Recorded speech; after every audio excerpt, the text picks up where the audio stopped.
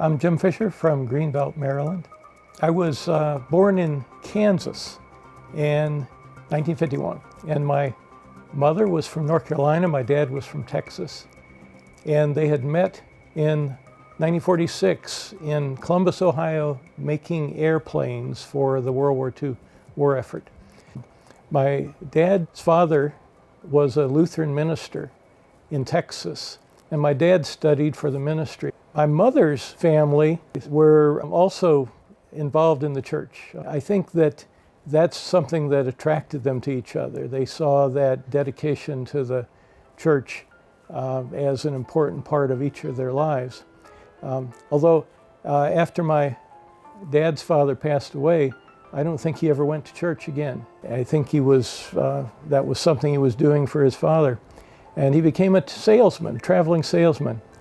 So we lived in Kansas, we lived in Iowa because that was the middle of my dad's area. He covered Oklahoma, Missouri, Nebraska, Illinois, Kansas, and Iowa. He would drive for, on these two-lane highways, over from little town to little town, taking orders for sporting goods and toys, and then writing up those orders and fulfilling them. And it was incredible work. He'd be out for 2 weeks at a time, driving and visiting, and then be back for a couple weeks and doing the orders. And so my life was me and my mom for periods of time, and then my dad would be there with us.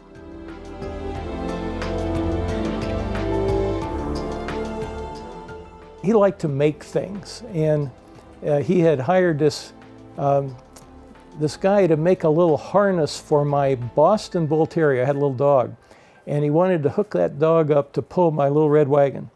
And when he came back from one of these trips, he was so excited. It took me over to pick up that harness. I still remember it vividly. We hooked up the little dog to the little red wagon with this harness, and as soon as the dog moved and the wagon made a noise, he spooked and he started running, and the whole thing tore apart.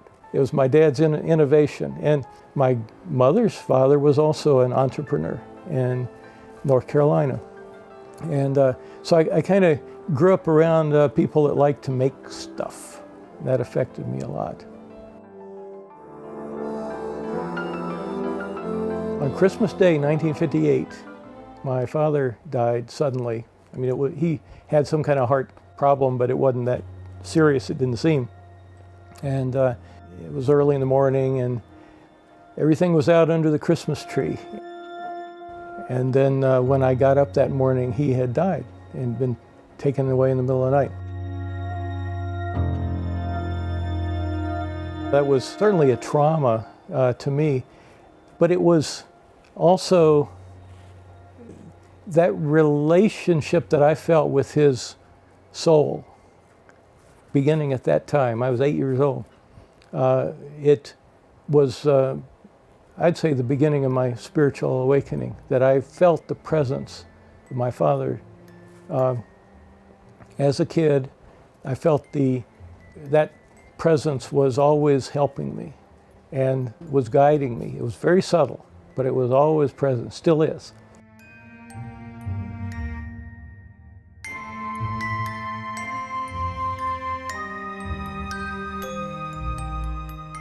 We were living in Iowa then. My mother took me back to North Carolina, where she was from. My mom noticed that I just liked to make stuff. I was all the time doing projects. That's my life. So early 1960s, she built a carport in the backyard. It had a little room. That was my shop. And I lived out there. I just had no need to come out of my little shop and doing electronics and chemistry and woodworking and whatever I could find and take apart and put together.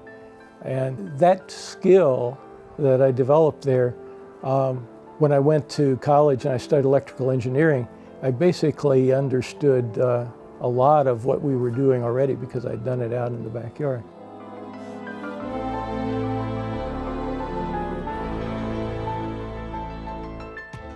summer between my junior and senior year in high school, like most kids that are into technology or science, they look for some kind of summer program that they can participate in. And I found one in Northwestern University outside of Chicago. It was called the National High School Institute, and it was for kids that wanted to become engineers. And so I applied for it, and unbelievably, I got accepted.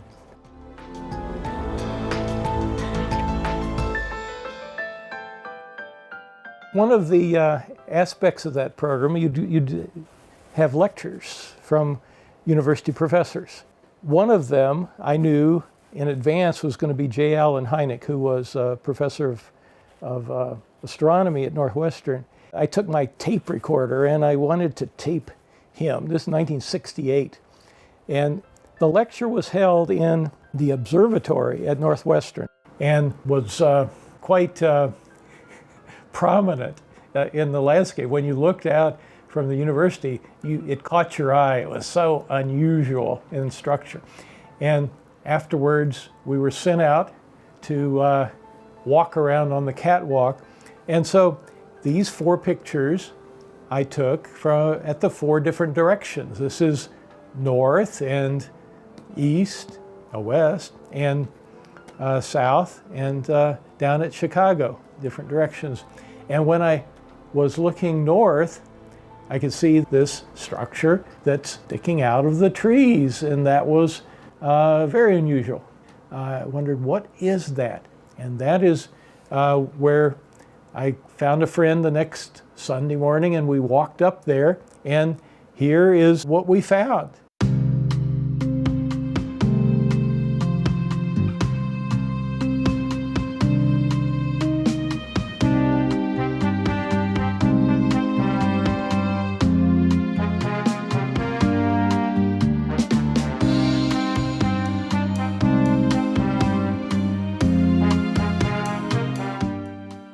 There was people inside. I thought, well, they're having church, you know, and but a nice man handed me a brochure on the steps, which I still have. And I read it, and I liked what it said. It had some unusual words in it, some unusual names. But I started to ask anybody that I thought might know, have you heard of that? Have you heard of the Baha'i Faith?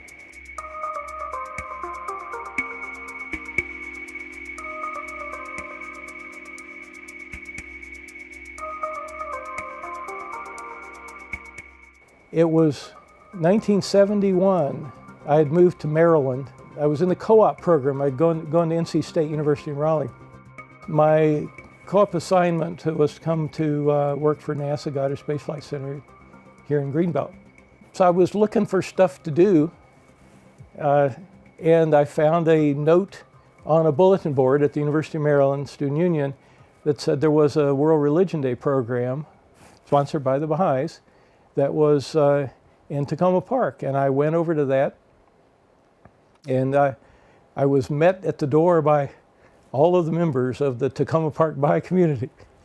And I was talking to Jim Sturdivant and Bob Farley, and Bob sat me down, and I had a half dozen questions that had been on my mind about religion for years. And I asked him those questions, and he answered those questions.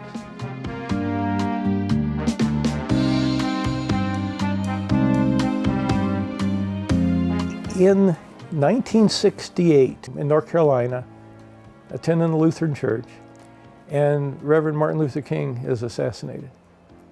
And my little town in North Carolina was fairly typical. Had a railroad track down the center of town. You had the white community on one side, the black community on the other.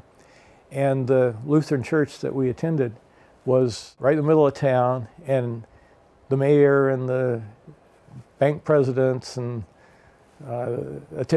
sat very prominently in the church. And it was lily white. And when Martin Luther King was assassinated, anyone who was around at the time realized that the black community throughout the South took on the goal of integrating whatever they could, as soon as they could. And so in my little town, that was a big deal. It scared the establishment because here was the black community showing up at places, at events to integrate them. And that included my church. And they announced ahead of time that they were coming on a particular Sunday. And they did. There was 2 black ladies. They appeared at the door, but the church had to figure out in advance what were they going to do. I was just a high school kid, and I was listening to this because it was really quite, and they decided that they were going to let them in and let them out. And that's kind of what happened. I remember the Sunday, the ladies showed up, they were let in, the church service happened, they left, and there was like a sigh of relief. And that really bothered me, that church, which was so influential, it was wealthy, it wasn't interested in the people on the other side of the railroad tracks. When I encountered the Baha'i community here in Takoma Park, and I saw the diversity, and I was, for the first time in my life, able to not only befriend people from the black community, but they befriended me. It was mutual. I couldn't take myself away from that. It was what I needed, and it really formed me from then on.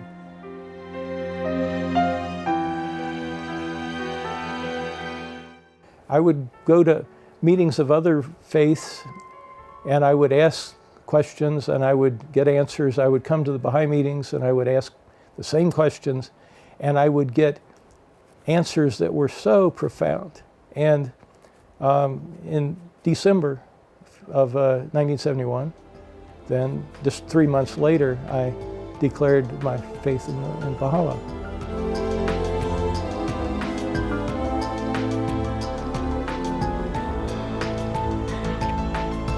Working with the kids in the community, I find they're asking me, well, can you help me do this and that? And one of the things is driver's education. So this is something that I find I do maybe several times a week. So I'm gonna go out and do driver's ed with one of the 22-year-olds who needs a driver's license, doesn't have one.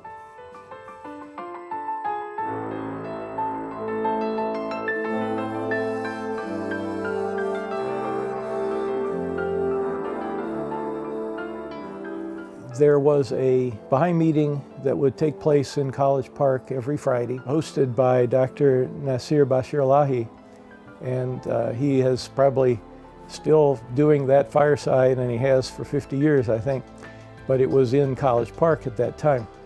When I came back, I'd been in the work-study program at NASA Goddard in 71, 2, and 3, and I came back full-time in 1974.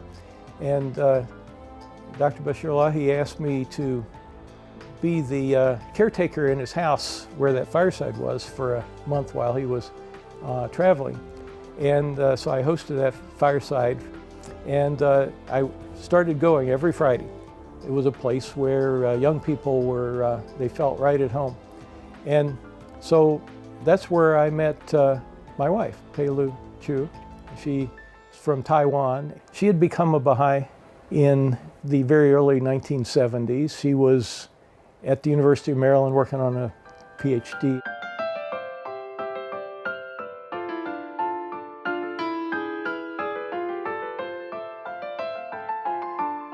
We got married about 1978. 1983, first son was born. 1988, second son was born. And we've been in the Greenbelt Baha'i community for all of those years. This elephant ears out on the porch was a wedding gift, 1978, 38 years ago. I had mentioned earlier that my relationship with my father's spirit in the next world was a very important aspect of my life and still is. And I felt after he passed away, that there were things that would happen to me, that opportunities that I would receive, that if I followed through on those opportunities, good things would happen. And I felt that those hints, those opportunities were provided from him. And when I first encountered the Baha'is in Takoma Park, I felt that I was being led by him to them.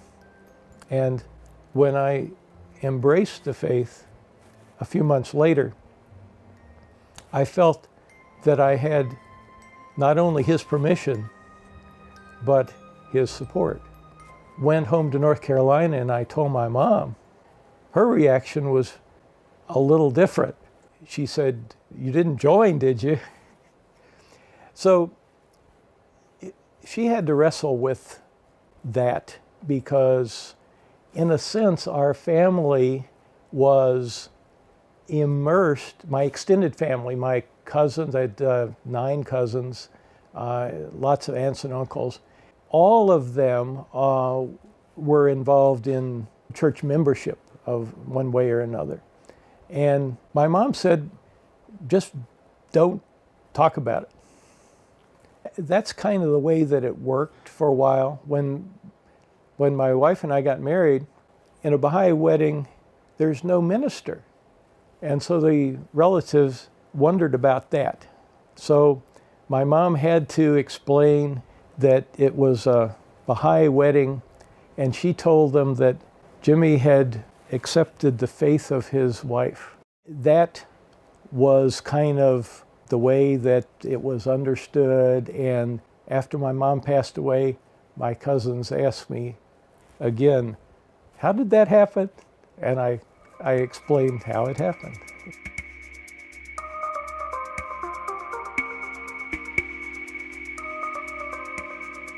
I've had a very unusual career.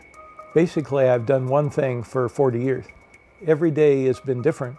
I was hired into a group at Goddard in 1974 that had developed the theory of high-speed computing based on what they call massively parallel, where tens of thousands of computers would work together on the same job.